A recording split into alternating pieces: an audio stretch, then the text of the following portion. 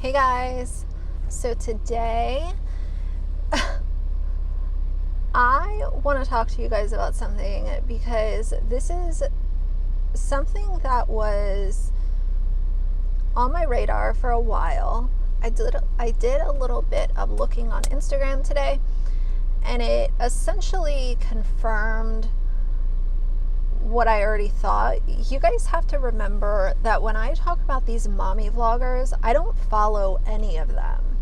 So I don't see their content unless I go look for it because I can't stand them. They're all fake, they're all phony, they're all, pushing these unrealistic lifestyles, and I don't care to look at it, so I don't follow it. The topic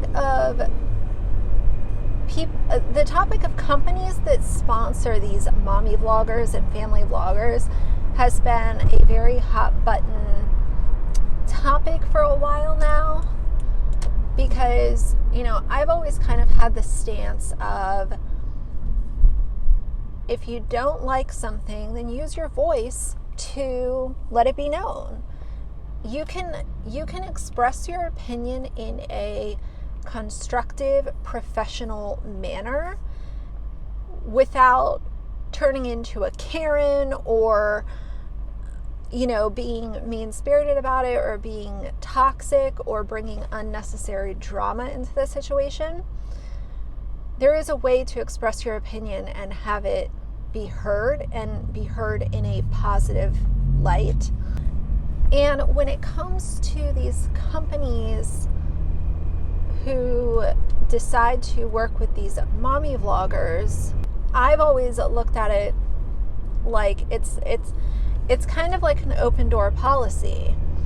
If you don't like the fact that the moms are exploiting their children for views and money, then I think that you have every right to write to the company that is choosing to work with them, especially if it's a company that's choosing to work with them on a consistent basis. Because the way I see it is that when a company is choosing to work with any of these family vloggers, they are looking at how many followers does this person have, how many views do each of their videos get, and what is their engagement like on Instagram.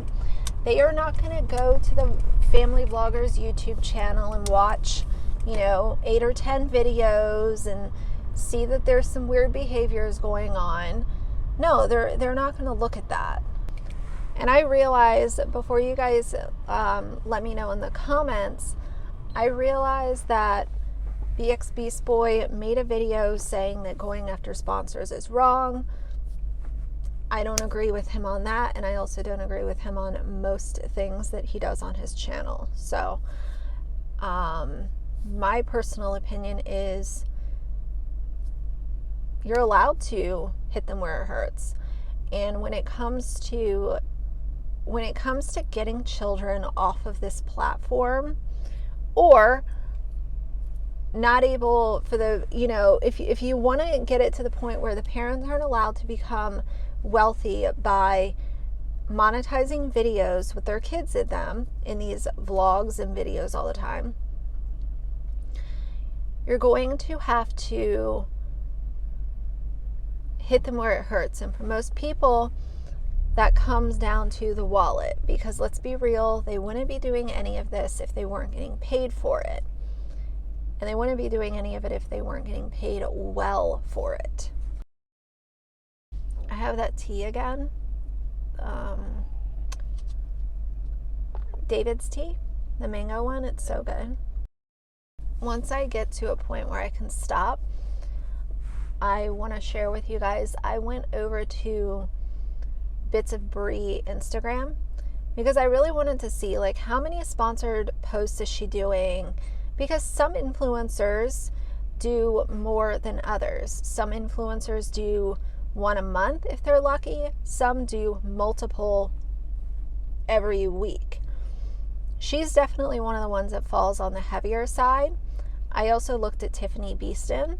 She doesn't do quite as many, but I think it's because the Young Living scam is making her so much money that she doesn't need to worry about doing some little sponsored picture with, Walmart, because her little snake oil company is making her boatloads of money.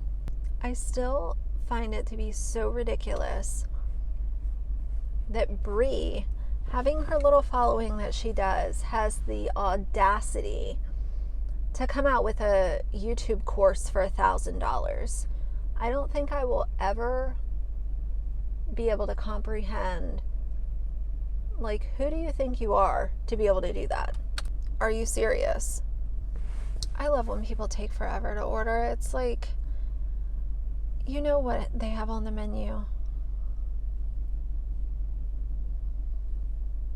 So many decisions. Jesus. I never got the Wendy's breakfast. I don't think that they serve breakfast all day, though. These gloomy days make for horrible lighting for videos.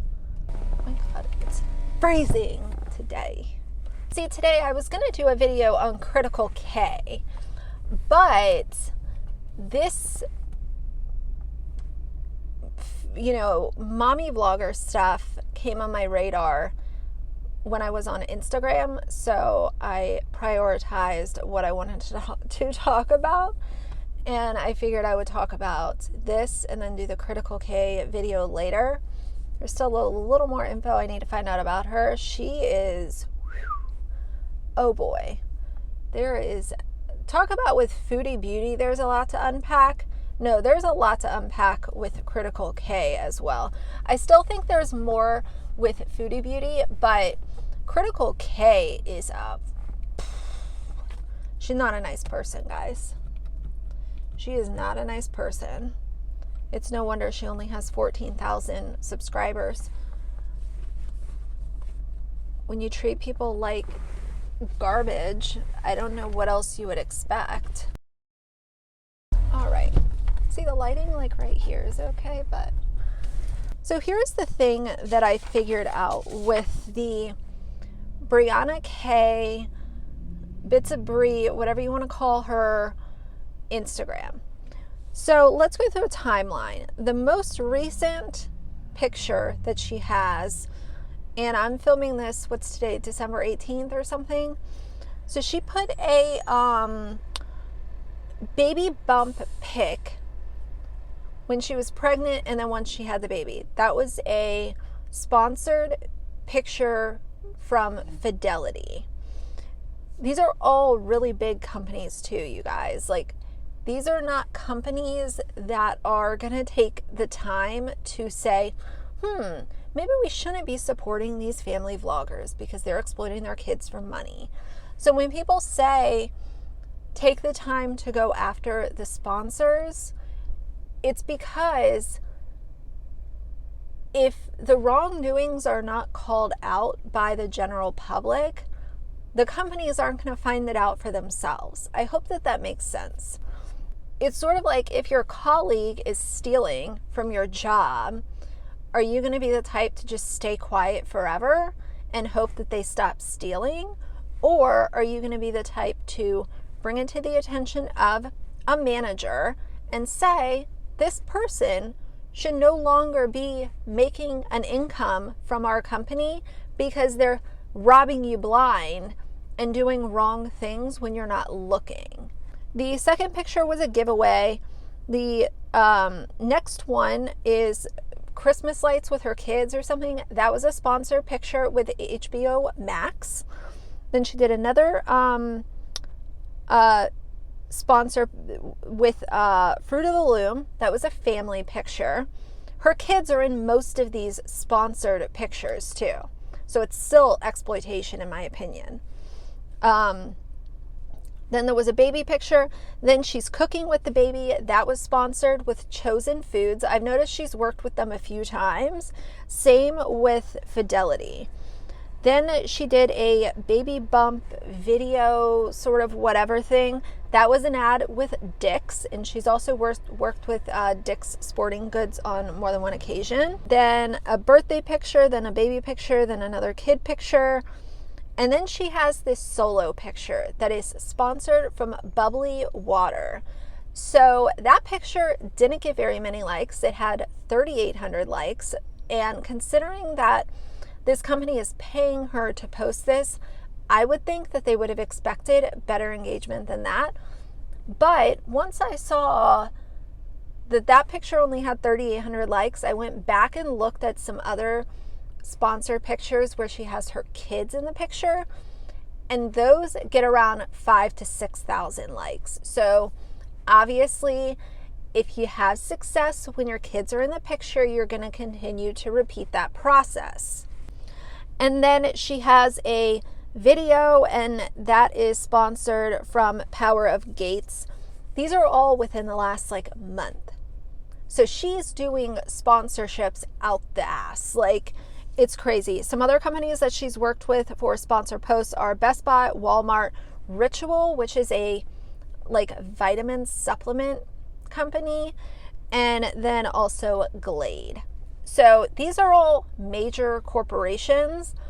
And here's the thing that I'm saying. I'm not telling anyone to go and, tell these companies that you disagree with it.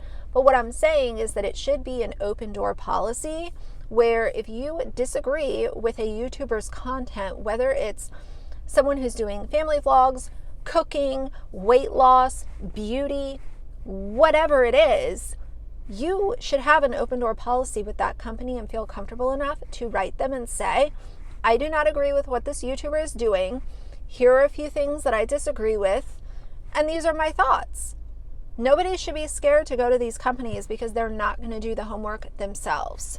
So the only sponsored picture that I could see on Tiffany Beeston's profile as of lately was a family picture, had her husband, the kids, and that was sponsored by Wells Fargo.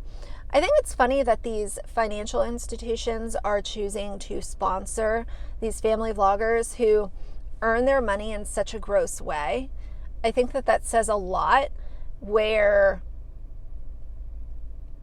in a way, even if they're not co-signing on it, it's you kind of are. But either way, now some companies that have worked with Tiffany are Pampers, Hallmark, Walmart, and Words with Friends. Again, I tell you guys this not because I'm saying go do this or don't do that or whatever. I'm not telling anyone to do anything ever. But what I am saying is that I agree with contacting sponsors. I agree that it should be an open door policy, and I agree that, your voice should be heard. These people are making sometimes millions of dollars by exploiting their children's privacy, putting their children's, safety at risk. Also that they are able to buy designer handbags and Range Rovers and sit up in their McMansions and just exploit, take pictures of their kids, post it on Instagram, and the money keeps flowing in as long as they keep having kids. Because everybody knows the interest is in the young kids. So it's you've always got to have a baby in the house for people to continue to give a fuck about what you're doing. But we also know that it's a bunch of creepy old men a lot of times looking at these little kids, and that's wrong. So anyway, guys, I know that this was a quicker video, but I did want to get it out there because once you start really looking at this from the seat that I'm sitting in, the red flags are everywhere. And it's really easy to pick up on what these women are doing, or men. It doesn't have to be just women, but it is flabbergasting that anyone is entertained by this content. Even me looking at these Instagram pages of these mommy vloggers, it's boring. It is so boring to me. How does anyone look at this content and find any entertainment in it? all you're doing is looking at these moms do decorating, clean with me, a Target haul, snacks for the kids. Like, I don't know, to me it's incredibly boring, and I don't think it's because I don't have kids.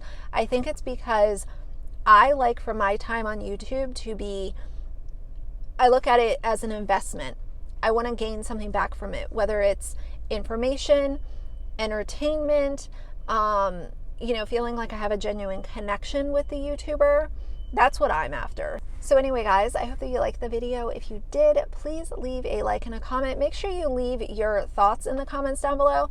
I love to talk to you guys, especially when it comes to topics like this.